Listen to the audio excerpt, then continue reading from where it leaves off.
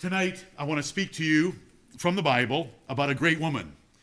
This will be the second Wednesday night study that we've had about women, a woman, for our girls and women to aspire to be like the great women of the Bible.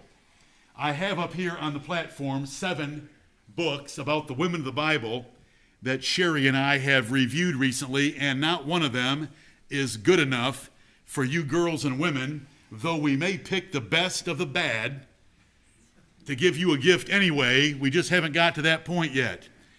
We have a few test women that we like to run through those books to see how they deal with them, and it's disappointing at such a pitiful outlook on what the Bible actually says about some of those women.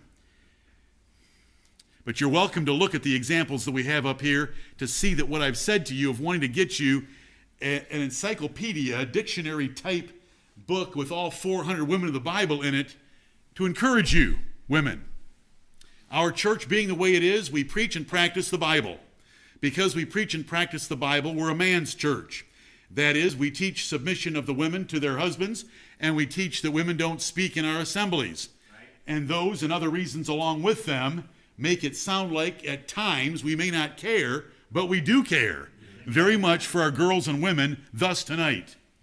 We have some great women in our church, second to none.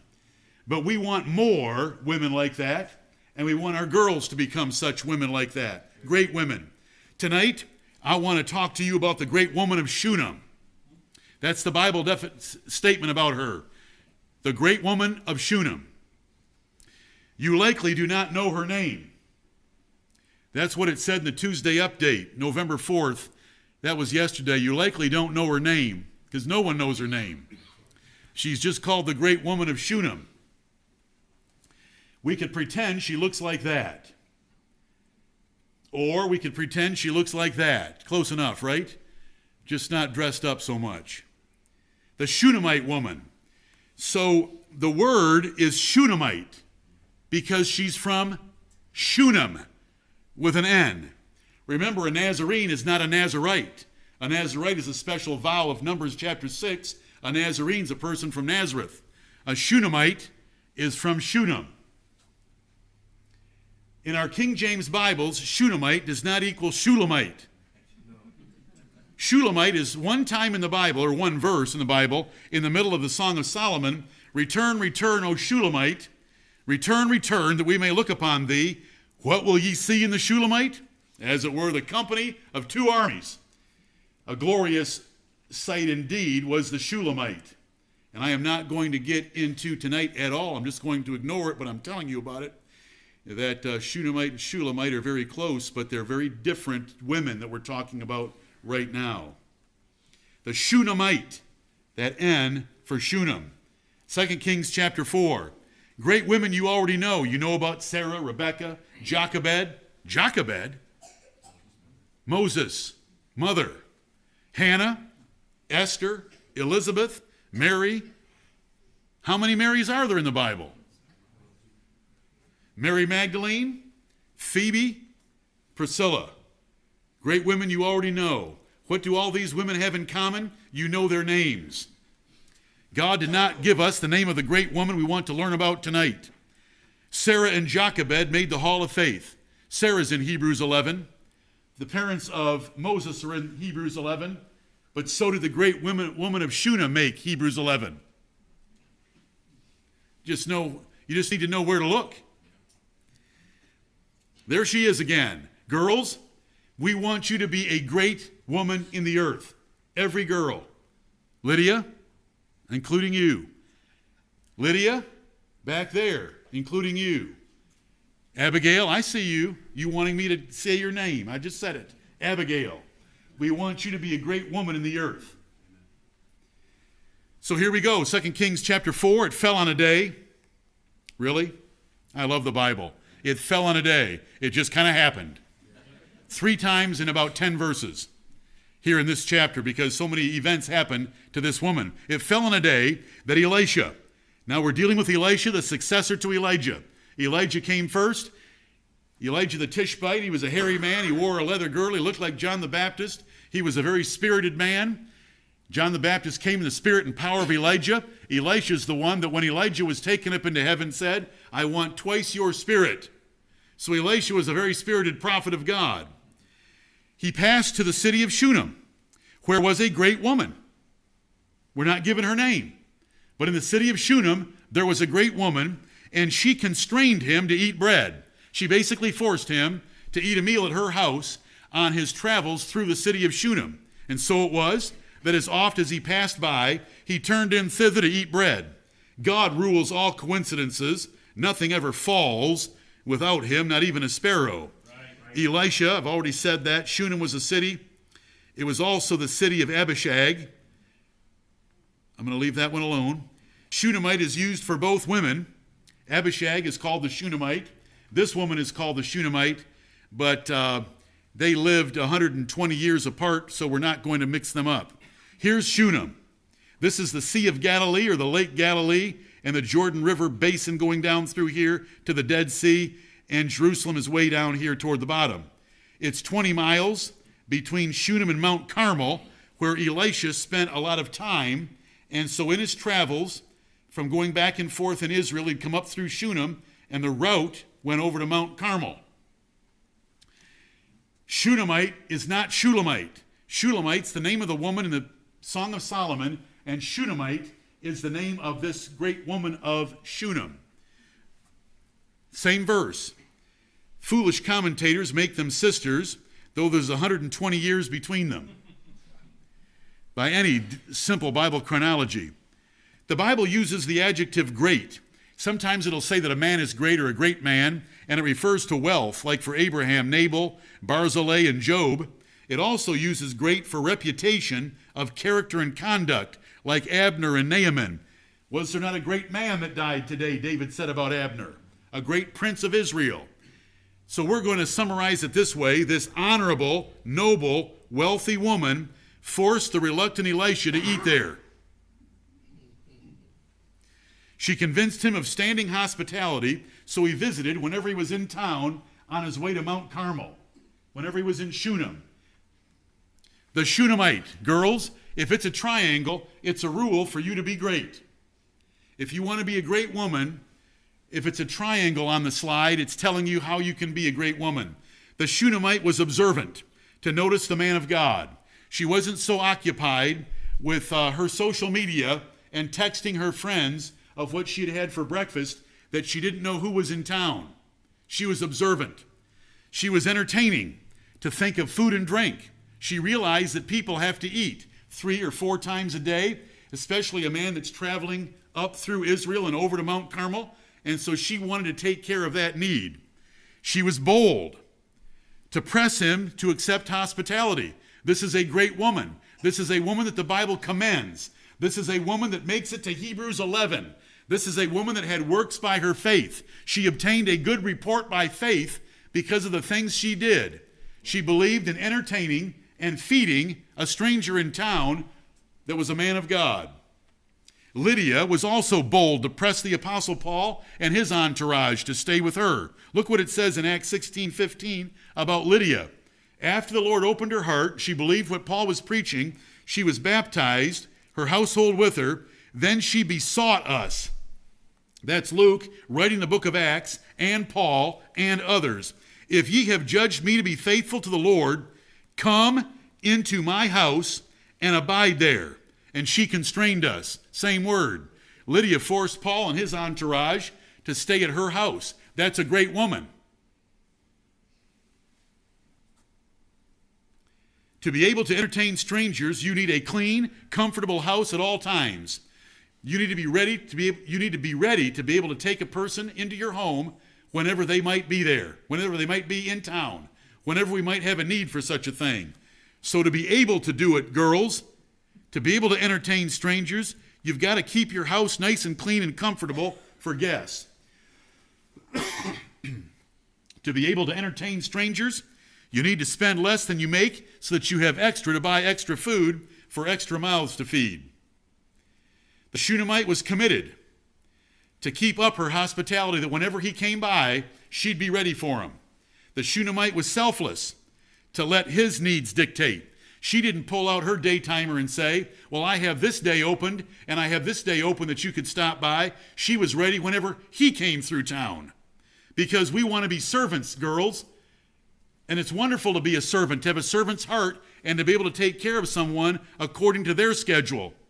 Wise women know that a hot and fresh meal is very comforting kindness and pleasure. We've had 2 families that have had births in the last few weeks, couple weeks. And the hot and fresh meals that you have taken those families were very encouraging to them. I get to hear about it. I get to read about it. I get to read the words hot. I get to read the words fresh. I get to read the words encouraging, comforting, to have it all done and enjoyable. It was wonderful, ladies.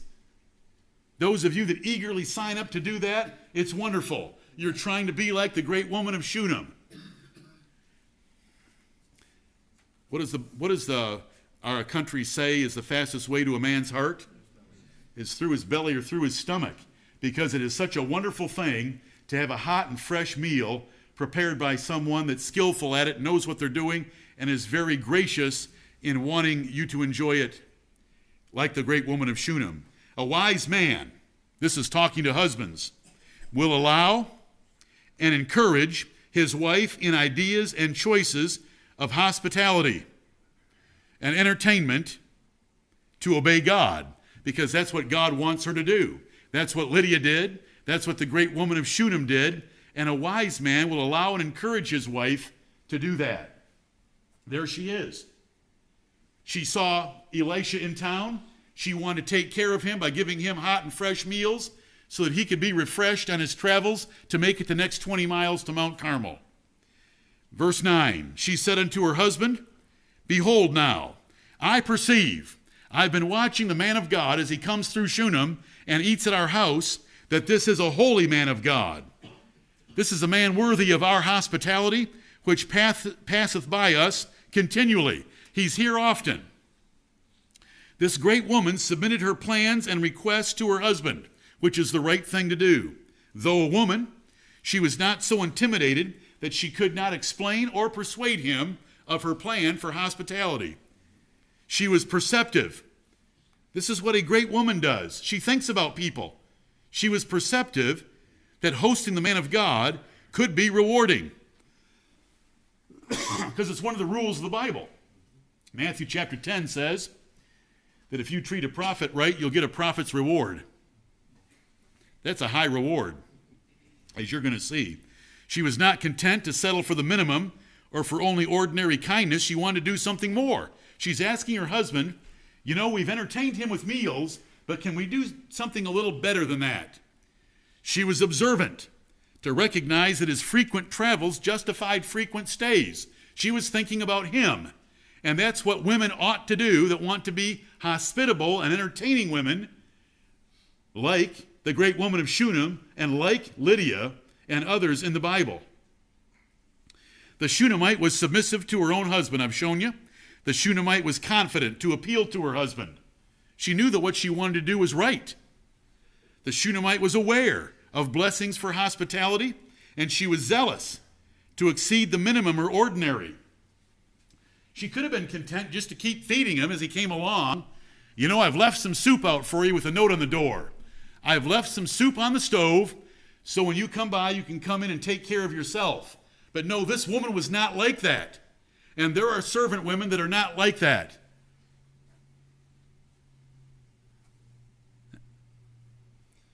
I'm not going to say what I'm thinking right now, but someone punished me recently with a spread when there wasn't one needed, but they thought that it was.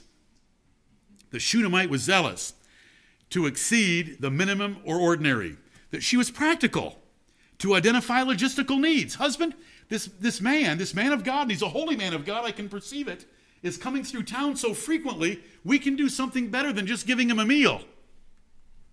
So verse 10, let us make him a little chamber. Let's make a little bedroom, I pray thee, on the wall, and let us set for him there a bed, and a table, and a stool, and a candlestick. And it shall be, when he cometh to Shunem, that he shall turn in thither. We'll give him a place to stay on his travels. This is the great woman of Shunem right here. She's winning God's heart by this kind of conduct. And she's winning Elisha's heart by this kind of conduct. And you are going to see the ramifications that are very significant in her life because of this. It doesn't say one word about her reading the Bible. It doesn't say one word about her praying. I'm not condemning both. I'm not condemning either. I'm just saying this is what the Bible wants you to know about the great woman of Shunem. And I have listed a number of rules already about what makes a great woman. Her observation and her perception, and she thinks ahead, and she thinks big, and she thinks deep, and she's able to formalize a plan and present it to her husband. She asked her husband for specific permission, and she had worked the details out already. Instead of asking him, well, I want to do this, well, I don't know how to do it. Well, figure out how to do it or don't ask. She knew what to ask. It gets very tiresome to hear questions, can I do this or that, and you don't even know what you're asking. She kept things simple. She didn't overspend. She didn't overcomplicate the matter. Look at how simple it is. Can we make a little chamber and stick in it there a bed, a table, a stool, and a candlestick? That is beautiful. What man could say no to that? None in here, right, men? Right. She thoughtfully considered what the man of God would need in his room, and she put it in there. She didn't get any grandiose ideas beyond his ordinary and regular travel. She wasn't wasteful. She didn't ask him to change anything. She wasn't going to ask Elisha to change. Simply use her place for refreshment on his frequent travels through Shunem. The Shunammite was wise to ask a favor with a solution. Have you ever had a boss that when you come to him and start asking questions, if you don't have a solution, he doesn't want to hear your question? Because your question isn't worth listening to if you don't have a solution.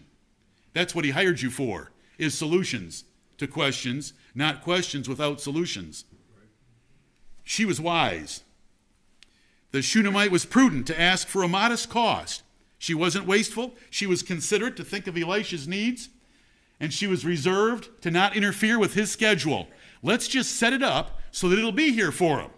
Then he can just pop in whenever he's in town, and we can take care of him that way. So, a few verses later, after Elisha's been using this kind hospitality and entertainment, here's what he says to her. Behold, thou hast been careful, diligent, and committed to us with all this care.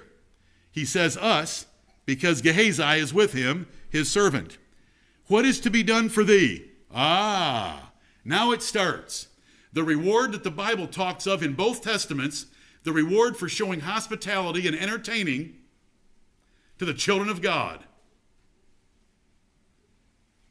What is to be done for thee?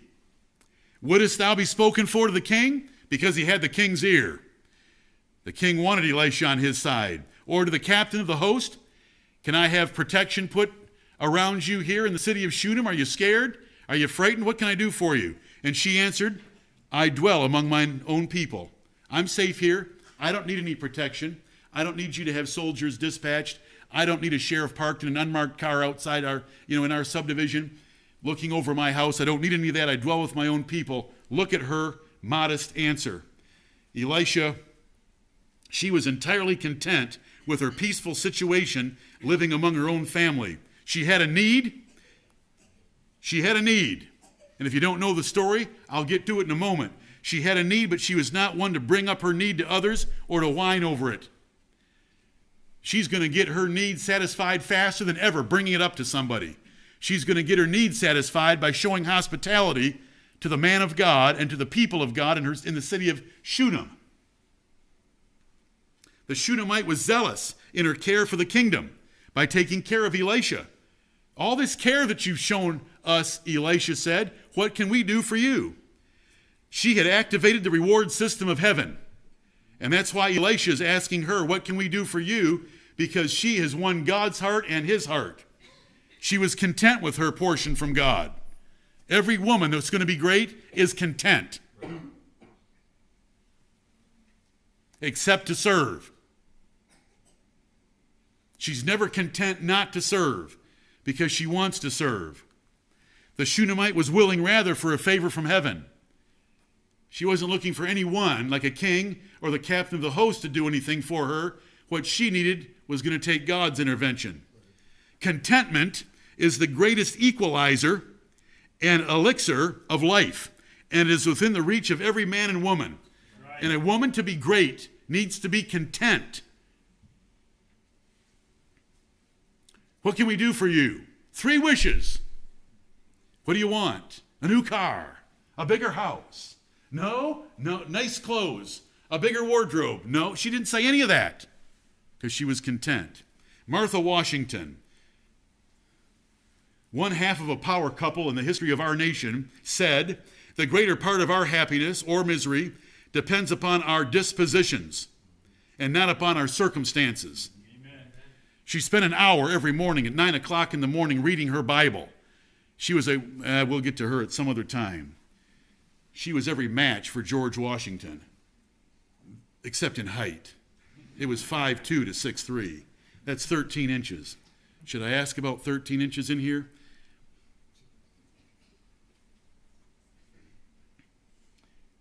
Listen, I'm so excited about power couples.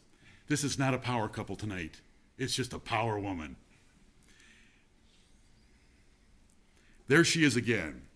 That's the great woman of Shunem. And he said, "What then is to be done for her?" Elisha and Gehazi are talking. "What am I going to do for her?" The woman's content. She doesn't want anything. Gehazi was observant and said, "Verily, she hath no child, and her husband is old." She's married to this old, impotent man. She can't have a child. You see how young and vivacious and energetic she is. She doesn't have a child, master. I have so much material. I could choke a horse, revive it, and choke it again. So if I skip some of this stuff, it's going to be out there soon. I'm sorry. I get so... This stuff up here in the red, I get so excited about this. All I want to do is milk every word of it for what we can learn for our girls and women to be like the great woman of Shunem. Why did Gehazi observe it, figure it out, see it, realize the woman was barren and wouldn't be able to have a child? Because God was taking care of this woman now. Right. There's no resentment. There was no mention of her making fun of her husband for being old and impotent and unable to give her a child. But it's observed, and so things are going to change. The Shunammite was submissive to one of life's greatest pains, and that is for a woman not to have a child, according to Proverbs chapter 30. It's one of the things very difficult for the world to endure. The Shunammite was reverent to her old, impotent husband. Never criticized him. And so he called her in. Elisha calls in the woman and says, "About this season, according to the time of life." How long's the time of life, ladies? Can we hear it together? 9 months. "Thou shalt embrace a son." Oh, not just a son, but embrace a son. And she said, "Nay, my lord, thou man of God, do not lie unto thine handmaid. Are you sure? Can you do something like that?" She didn't laugh. You know, if you're wondering about her, think about Abraham, Sarah, and the Lord's apostles, not believing that he was resurrected from the dead, even though they had eyewitness accounts lining up at the door. Right. She didn't laugh or mock him. God knows you best, so trust him to bless you perfectly. Girls, God knows you best. So trust him. Trust and obey. She's obeying. She knows that she's supposed to take care of the man of God. If she's supposed to be great and loving and showing the favor toward others that God has shown toward her, and she trusts God and she obeys God. The Shunammite was not careful in her greatest desire. When we say not careful, we mean not being anxious, fearful, or worried about the fact that she wasn't going to have a baby. She wasn't worried about it. She was content with her lot in life. She gets a baby. Yep, she has a son. She embraces a baby son. And when the child was grown, it fell on a day. The child didn't fall. It is saying something happened. But nothing happens without the providence of God. It fell on a day that he, that is the boy, went out to his father to the reapers, and he said unto his father, my head, had a brain aneurysm, or something like that. And he said to a lad, the father said to a lad, carry the boy to his mother. God gives and takes away for his glory and our profit, if we respond properly. Right. God gave her a son. God is going to take away that son for his glory and our profit if we respond properly. Great women understand the sovereignty of God. They trust and worship no matter what happens. Like Job, they trust and worship. This is the lad. This is the son. And when he had taken him and brought the son to his mother, he, that is the boy, sat on her knees, this is the great woman of Shunem, till noon, and then died. She got to be holding her little boy that was old enough to go out to the reapers in the field by himself, and he died in her arms. And she went up. Watch her trust and obey. Right. She went upstairs, laid him on the bed of the man of God, and shut the door upon him, and went out. The best place to put her dead boy is on Elisha's bed. She knows where the source of that child came. She knows the source of the child, and she knows the source of any reviving of that child is going to be from God through Elisha. Something like that. Great women do not sit idly by like fatalists. They do anything they can do. She held him till he died. Then she put him on the prophet's bed. The Shunammite was disciplined to pray rather than cry. And she called unto her husband. The boy's dead. She's put him on the prophet's bed. She's closed the door. She's gone out of that bedroom and left it the way that she leaves it for him. She called unto her husband and said, send me, I'm asking for your permission, sir. Send me, I pray thee, one of the young men and one of the asses, that I may run to the man of God and then come right back. And he said, wherefore wilt thou go to him today? Why do you want to go right now? It's neither new moon or Sabbath. And she said, it shall be well. It's for a good reason. I want all the men to be thinking about what they're reading right here. When you have a wife that earns your trust, that is a virtuous woman, she doesn't need to give you all the details. Right. Or you are an infant yourself. A virtuous woman doesn't need to give all the details.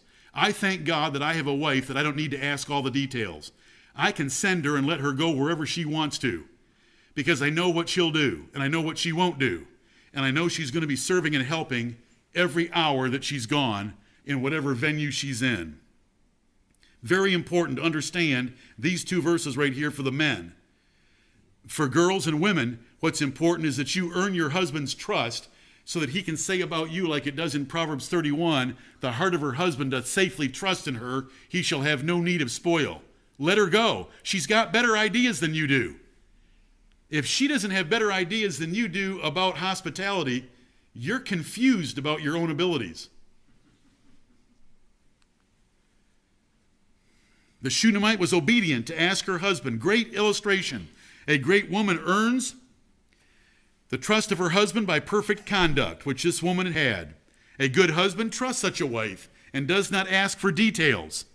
A cruel husband denies his wife her plans for his twisted ideas on how things should be done. Everyone in here knows that I'm not preaching that wives are over husbands or anything even close to it. It's just that a wise man will use his wife and be a power couple. A power man with a wallflower wife is not a power couple. It's a wasted marriage. An overthinking or overly critical husband cuts his family short in many ways by not unleashing all the ability that a woman has, like the great woman of Shunem. A power couple, though this was not, has perfect trust between husband and wife.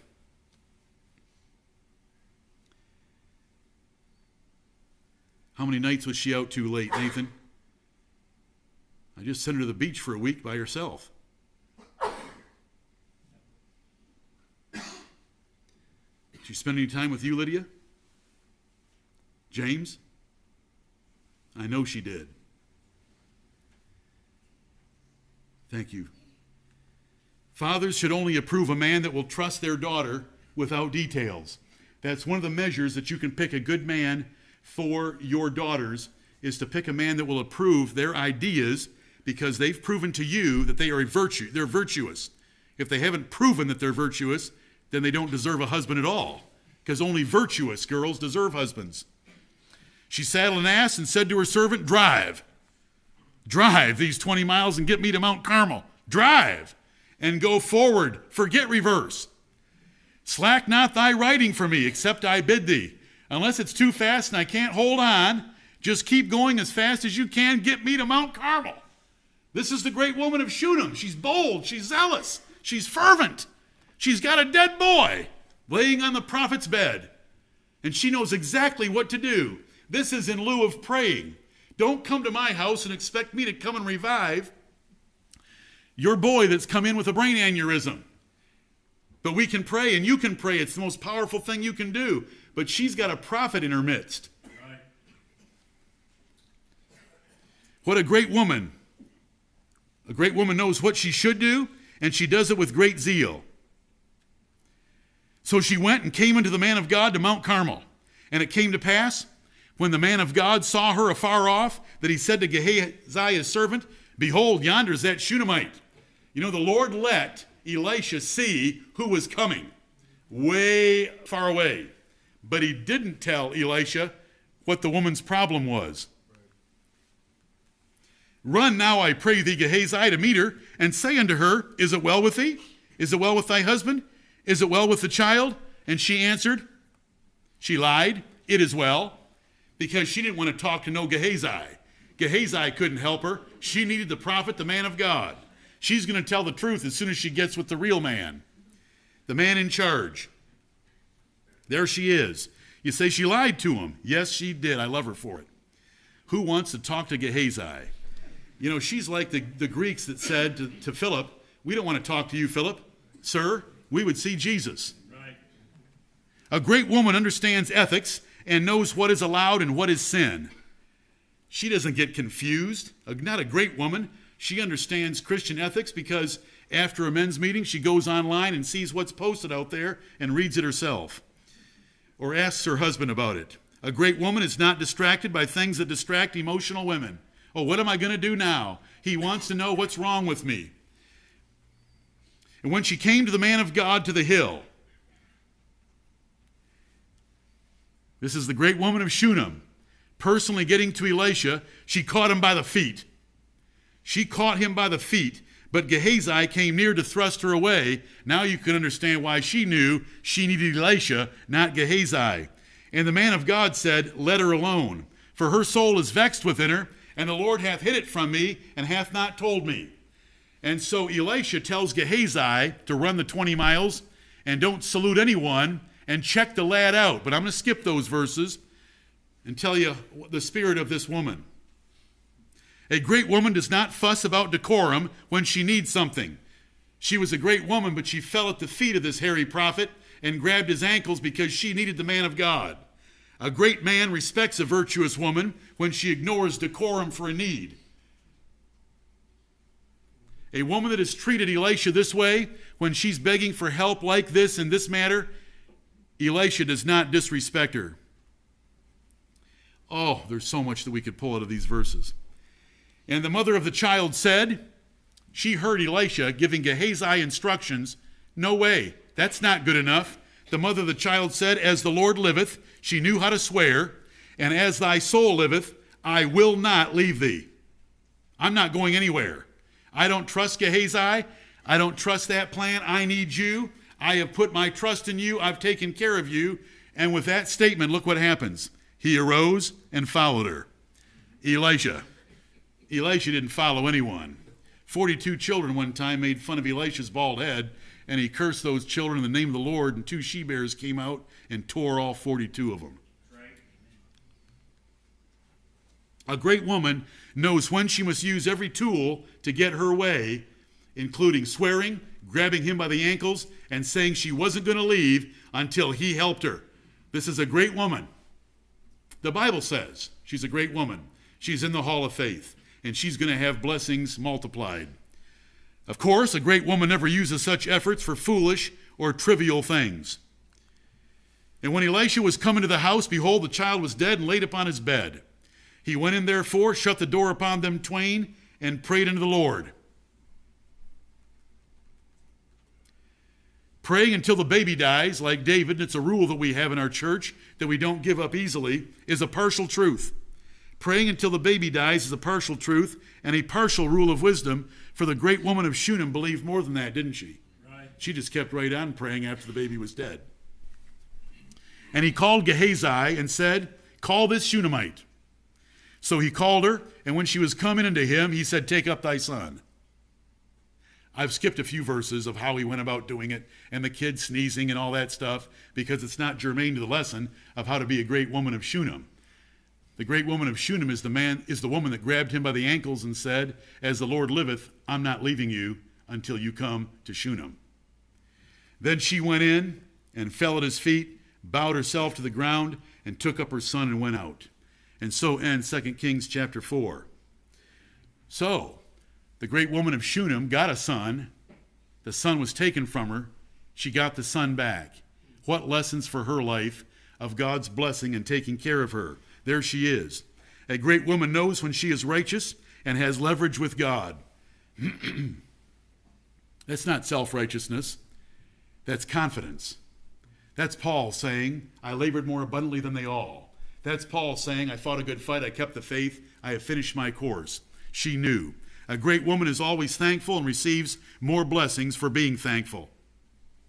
That ends 2 Kings 8. Most people think that's all there is, but there's two more places in the Bible. We've got to jump over to 2 Kings 8. Here we go. Then spake Elisha unto the woman, whose son he had restored to life, saying, arise, and go thou and thine household, and sojourn wheresoever thou canst, for the Lord hath called for a famine, and it shall also come upon the land 7 years. Woman, you've taken care of me. I've given you a son, but I still owe you more. God's going to bring a famine on Israel, so go live wherever you can. Take your whole household with you. Take everyone that's part of all your domestic servants, all your children, the son, take them and go live somewhere else. A great woman knows that God reveals his will and word for obedience. She had obeyed, so she wasn't surprised that God was revealing insider information to her. This is real insider information. Right. Insider information doesn't come from anyone else. It comes from God through his word. And that word came by a prophet named Elisha. A great woman knows godly hospitality carries big rewards from God. Because of this passage right here. He that receiveth a prophet in the name of a prophet, this is a holy man of God, husband, we should keep him, shall receive a prophet's reward. Whatever you think Elisha is worth being paid by God of heaven, the great woman of Shunem got it by taking care of him, because that's what the Bible teaches. The woman arose, this is the second verse of 2 Kings 8, the woman arose and did after the saying of the man of God. She obeyed what the prophet said to do. Trust and obey. Trust and obey. And she went with her household. She did exactly what he said. She sojourned in the land of the Philistines 7 years. What a place to go. The risk, the danger, the upheaval, the turmoil, the shame, the difficulty, the decision-making, being left alone, not knowing where she was going to live. She obeyed. Trust and obey. Girls, trust and obey. And you can be like the great woman of Shunem. God, you understand all that, why there was... Listen, the Philistines had plenty of food, just like in other times. Did Abraham have to go down into Egypt because there was a famine in Canaan? A great woman never measures God's will by what is hard or easy or popular. A great woman just does what is right. She doesn't care if it meets with anyone's approval or not. A great woman will risk anything to obey the Bible for her family and herself. A great woman grasps Bible ethics and is not black and white to miss God's will. She knew that she wasn't supposed to live among the Philistines ordinarily, but right now she's supposed to live among the Philistines because Elisha said, go wherever you can. Because there's going to be a judgment on Israel. It came to pass at the 7 years' end that the woman returned out of the land of the Philistines, and she went forth to cry unto the king for her house and for her land. Because while she was gone, her property was possessed. Her house was possessed. Her house was taken over, and her property was taken over. Her farmlands were taken over. So what does she do about it? Blame the man of God? Get bitter in her heart for another setback in her life? No, she does what she can do by using the means God gave her, and that's to go see the king for her house and for her land. There she is. She's in a mess now. She's got a boy in her whole household. All the domestics have come back to Israel, and all her property is being owned and used by someone else. A great woman knows to deal with negative events like Job did for restoration. We count them happy which endure. A great woman knows she is righteous like Job, but she does not complain like Job. And this woman didn't.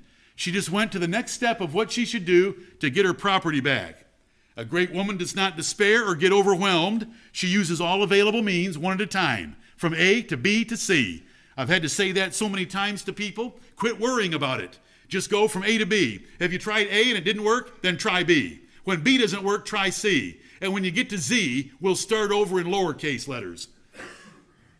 Just do what the Lord gives you to do. Don't worry about it. Don't fuss about it. Don't get bitter about it. Don't complain about it. And the king, listen, this is why God's taking care of the great woman of Shunem. The king is sitting there and he's bored. And he's got Gehazi, the servant of the man of God, with him. And he says, listen, why don't you tell me some stories? Tell me, I pray thee, all the great things that Elisha hath done.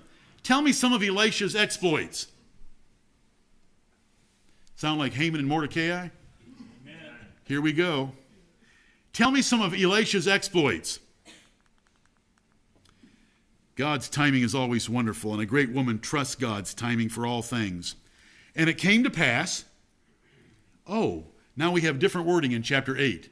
It fell 3 times in 2 Kings 4. Now it came to pass. Nothing ever comes to pass by coincidental chance. It's all by the providence of God. It came to pass, as he was telling the king how Elisha had restored a dead body to life, that, behold, the woman whose son he had restored to life was right there then, crying to the king for her house and for her land. And Gehazi said, my lord, O king, this is the woman, and this is her son. How did this happen? Whom Elisha restored to life. This is her. A great woman will use every means at her disposal to move the hearts of men. And when the king asked the woman, she told him. She said, yes, I am. I'm the woman of Shunem. Elisha and God gave me a son. The son died. Elisha and God gave me the son back. So the king, girls, hospitality, a warm, friendly, open, relaxed, gracious home, wins God's heart and wins the heart of God's people. And God has not forgotten this girl, this woman. So the king appointed unto her a certain officer, saying, restore all that was hers, get her house and lands back, and all the fruits of the field, all the rents and yield of the field for the 7 years that she was gone, since the day that she left the land, even until now. Whoever's taken that property, have them pay her all the yield of those fields for the 7 years that she was in Philistia. That's how God takes care of those who take care of his. This is the great woman of Shunem. There she is. God's blessings and rewards follow his word, and the great woman of Shunem knew God's rule for much hospitality. See, Lydia did it. Lydia did it. Come into my house and abide there. Lydia and the great woman of Shunem had the same spirit, the same born-again heart of brotherly love. They both forced or constrained hospitality on their respective men of God. The New Testament teaches that we're to be given to hospitality. What does given mean? It means to be addicted, prone, or vulnerable to hospitality, like being given to wine or given to filthy lucre. 1 Timothy 5 says that no woman in a church should be taken care of as a widow indeed, unless she has lodged strangers. Use hospitality one to another without grudging. Did that woman grudge at all what she did for Elisha? Not a bit. She wanted to do more and more for him, and thus the little chamber. Be not forgetful to entertain strangers, for thereby some have entertained angels unawares. We don't know her name, but we know she was great in faith and works, especially hospitality. How great? She made it to the hall of faith right here. Right. Hebrews 11, verse 35, women receive their dead raised to life again. How did she get her dead son raised to life again? By faith. The elders obtained a good report by faith. This woman obtained a good report by faith because her faith led to works that won the heart of God, won the heart of Elisha, and they took care of her for the duration of her life, including the 7-year famine in Israel. There's more slides, but I've already raced through them. Girls and women. There's so much about the great woman of Shunem. We don't even know her name. But there's 36 verses about her in the Bible, and it tells us about her serving spirit. And girls, one of the most important things you can develop is to have a serving spirit. You want to do nice things for God's people. This woman did, and Lydia did, and Priscilla did, and others in the Bible that are mentioned. And so get outside yourself. Think about others and what you can do for them. Go look at these slides. I'll get them posted. Go through them slowly and think of all the character traits that this woman had that made her special, that made her different, so that God would give her a son. God would resurrect that son. God would protect her in a famine, and God would give her back the 7 years of yield on her fields while she was gone. And then God would put her in the Bible for us to learn from her. I want all of you girls and women to be great in the sight of the Lord Jesus Christ, so that when you meet him, you will receive, well done, thou good and faithful servant. Nothing about the woman reading her Bible, nothing about the woman going to church, nothing about the woman praying. All about her heart, servant's heart, and wanting to expand upon it to do more for the prophet Elisha. May the Lord bless this little Bible story to make great women, and may you young men marry such women so that you can be a power couple. And every man, that you will release your wife a little bit and encourage her and help her do things. Let her do things. She doesn't need your help. She can do it better than you can if you'll just let her go and do some things. I thank God for the wife I have. I thank God for what she's done in the last 24 hours. She's a tremendous blessing to me, and she's a tremendous blessing to you. And some of you know what I'm talking about right now, and the rest of you don't, and that's okay. But I want us to be the best that we can be for the Lord's sake in the way that the Lord describes what is a good and great woman in the Bible. Stand with me.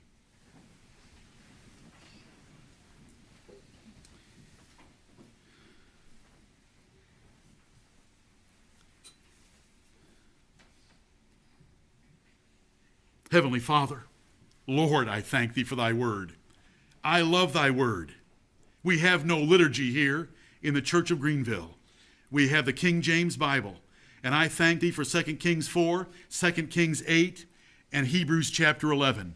I thank thee for this illustration, this example, this heroine, this great woman of the faith, this great woman of Shunem, the Shunammite woman. We don't even know her name, but Lord, thank you for putting her in the Bible to encourage our girls and women how they can be great by something basic, something simple, that they do with zeal and passion and are considerate and perceptive. Lord, help them to learn these things at home and to work on them, and bless the husbands and the fathers to release their wives and daughters in certain respects, to be the servants that they're capable of being, that there might be more power couples in our church, and that we might look more and more like the biblical examples that obtained a good report. We thank you for all that you've taught us. We thank you for the things you continue to teach us. And Lord, bless us in a day where the sexes are being turned upside down, marriage turned inside out, women corrupted from the purpose you made them. Let us have great women in our church.